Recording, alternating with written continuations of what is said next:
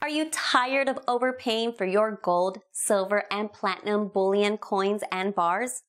Then visit sdbullion.com today. SD Bullion was recently named the 177th fastest growing company in the United States by Inc. magazine. This is because they offer the absolute lowest prices in the industry and follow up with over-the-top customer service. So what are you waiting for? Go to sdbullion.com today and join more than 60,000 happy investors that save money on every precious metals purchase they make. Hey everyone, this is Elijah Johnson with silverdoctors.com for your SD Weekly Metals and Markets Wrap. And with us today is Craig Hemke from TF Metals Report. Craig, thank you so much for joining us today. Hey Elijah, this is fun. I usually do audio interviews. To do this video is kind of funky. I guess it was maybe about a year or two ago, I saw FBI Director Comey said nobody should sit with their camera uncovered when they're sitting at the computer, because you never know if the NSA, I mean, he was alluding to the NSA or the CIA might be watching. So I keep that thing covered all the time. Wave hi to the NSA right here. But yeah, getting into the precious metal markets this week, just today, about 30,000 gold contracts were dumped on the market this morning. That's about $3.75 billion of paper gold. What is your perspective on how the precious metal market, or how the gold market, has reacted? Well, we saw a spike up earlier this week too, and the metals markets, every market now is so dominated by high frequency trading algorithms that it's kind of hard to discern anymore whether something was done deliberately by the banks, or whether it's just, an algo gone wild trying to run the stops one direction or the other. And you're kind of left with guesswork. Really, all we can do on this end when we try to figure out one versus the other is to look at where price was on a technical basis. And if there were any other, news items out there that would prompt these HFTs to suddenly take action and run stops, because a lot of the HFTs don't just act on their own. They're programmed to follow the dollar yen or the bond market or the VIX or whatever.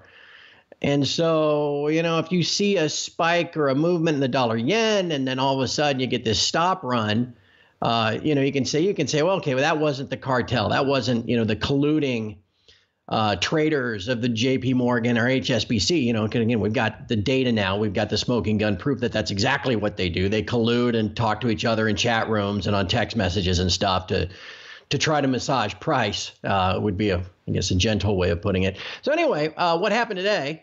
It could have been just a stop run, but there wasn't a commensurate move at that particular time in the dollar yen or in the bond market, which leads me to think, this is just a standard old chart painting effort made by a collusive bunch of cartel bank traders. What I think they're trying to do, and we've been watching this at my site now for the last couple of weeks, is they're trying to break price down through the 200-day moving average in gold. I wrote, early last week, an article for the folks at Sprott. And in it, I was just trying to warn folks that this is a tried and true tactic. You bring price down, as they have since early September, and you wash out a lot of the specs that are long. And if the specs are long, the banks are short. And so if they can wash out the spec longs, that selling by the specs is used by the cartel banks to buy back their shorts that they'd issued on the way up. Well, they've been reasonably successful in doing that as prices come down now $70 or $80 from those highs in early September, but they haven't really got it fully washed out yet. And what I showed in this article was that on the two previous occasions, just this year alone, by breaking the 200-day moving average, that is when you really got the specs to start just kind of indiscriminately dumping and repositioning themselves. When it happened back in April, it led to about a 35,000 contract change between the specs and the commercial banks. And then when it happened in June and July, it was almost 70,000, because moving down through the 200-day prompted a lot of those specs to go short even. So we started wondering if that wasn't coming again. We're poised right on it Now, as you and I speak on Friday afternoon, it's about 1268 in the December contract, and I think we're about 1269. And putting us all back together with what you originally asked me, Elijah, I think today's dump was, in fact, a cartel chart painting move, trying to smash price back down to get it to where they were going to close it right on or hopefully below for them, the 200-day moving average. Mission accomplished, with the hope that maybe next week they can break it and get all that spec selling that we just discussed. Definitely. And what have you been seeing this week happening also in the silver market? Well, you know, it's interesting in silver. We had this huge run. What was it, Wednesday? We were up 47 or 48 cents. That was actually hard to believe, maybe not so hard to believe. That day on silver, Wednesday, was the biggest one-day move in silver for all of 2017. That was our best day yet. Well, now we gave some back yesterday, and I think gave back almost all of that gain now today. So they just pulled it right back. Was that a stop run to the upside? Yeah, maybe. But at the same time, I think it was actually just a little mini short squeeze, because on Wednesday, all of the metals were going like crazy. I mean, it wasn't just silver. Copper was up more than 1%. Zinc was up big. Palladium was up big. Platinum was up big. I mean, you name it. And it was a big day for the industrial metals. Silver is basically an industrial metal at this point. I mean, nobody uses it monetarily, at least not at present. And so I think silver kind of caught a bid because of those other metals, just a general sector play. And then it kind of took on a life of its own, started squeezing some shorts, and suddenly it was up 48 cents. So it's nice to see. But I would imagine if the idea is to wash out some specs still in COMEX gold by dropping price down below 1260, maybe down toward 1240, then that'll help them wash out some specs in COMEX silver too. It doesn't have to happen. We've held the 200-day in COMEX gold now for, a couple of weeks.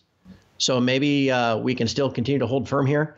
But it would not at all surprise me if there wasn't still some weakness ahead over the next week or two.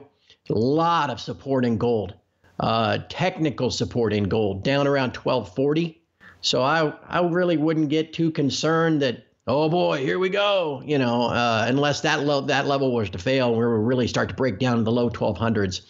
Silver's got a lot of support too, below 1650. So at this point, it just is what it is. And, I hope, Elijah, that we're still going to get a rally into year end.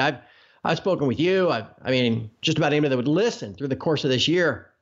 We've talked about what I call the generally accepted narrative for the year that was shoved down our throats after Trump won the election as justification for ramping the stock market. And we've thought all year that narrative would fail and the price of gold would rise in kind of a 3 steps forward, 2 steps back pattern. It's been exactly right. I mean, there were a lot of folks a year ago thinking gold was going into the triple digits this year. And we said, no, that's not going to be the case. This narrative is going to fail and gold's going to rally. But we've also said that gold would see its highs for the year in the fourth quarter. Because I thought by then this narrative, everybody would accept that it has failed and we'd be rolling. As it turns out, it looks like the highs for the year may very well have been in the third quarter instead. So I'll have to wear that one. I thought we'd finish the year strong. We may still finish the year strong, and rally just as we've rallied the last couple of years after the rate hike. That might get front run a little bit this year. We might start to rally in a couple of weeks instead, but it can be hard to make new highs for the year from where we are now. I wouldn't rule it out, but I think it's probably likely I'll be wrong on that one, but that could still set us up for a reasonably good year moving into 18. Will be an unpredictable year, that's for sure. All right. And one of the other things this week that came out was the jobs report. And I know you reported on this on your website, and you talked about how the labor force participation rate was way down. I think it was 1 million jobs. Correct me if I'm wrong, but 1 million people million people left the labor force. Yeah. And also wage growth was a lot lower than expected.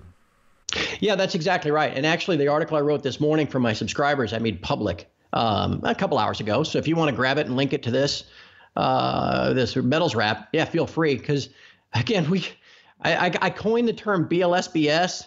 Gosh, not long after I came up with my own site. I mean, it's the Bureau of Labor Statistics BS, and it's picked apart, cherry-picked, if you will, by the financial media. You could go on the Drudge Report today, and it says lowest unemployment rate since 2000 with a big smiley face as they try to cheerlead for Trump. But the only reason the unemployment rate went down is because nearly 1 million people were taken out of the labor force. And so you can lose jobs, but if you lose even more people that are, counted in your denominator, the unemployment rate actually goes down.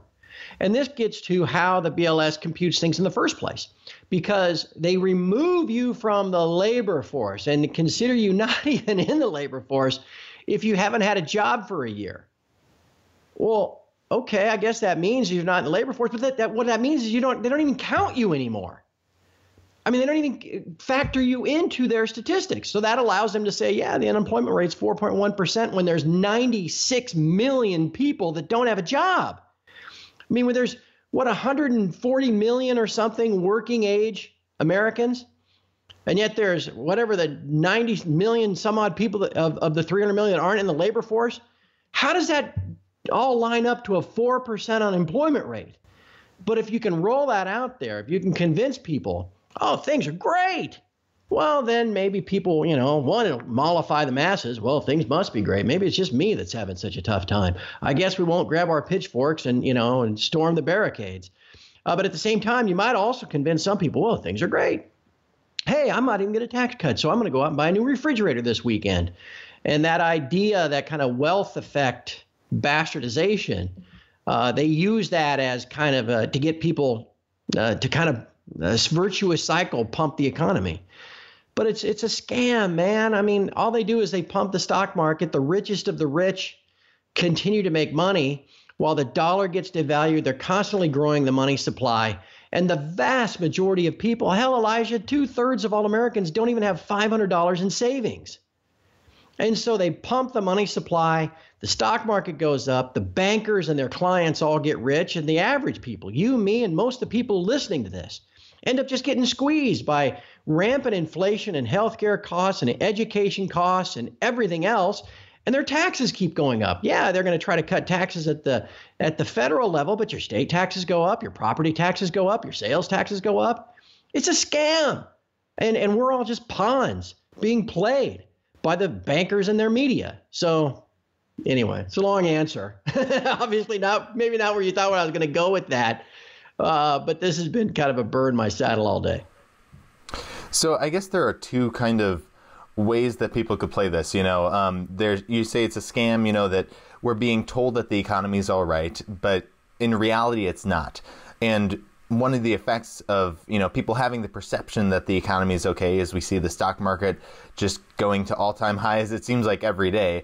Yeah. And so different ways people could play this. They could put their money in the stock market. They could ride the way and just, ride the lie, or they could get out of the system. What is your perspective on what's the best thing that people can do financially right now? I think, when I first started this site was right at the end of the financial crisis. And I remember thinking at the time, oh, hell, we'll never get through 2010, right? Because all they did was paper everything over. I mean, the Fed bought all this garbage from their primary dealer banks, printed money to do it, and swapped them actual new money, good money, for all the garbage that they had in their balance sheets. It was basically going to be worth zero.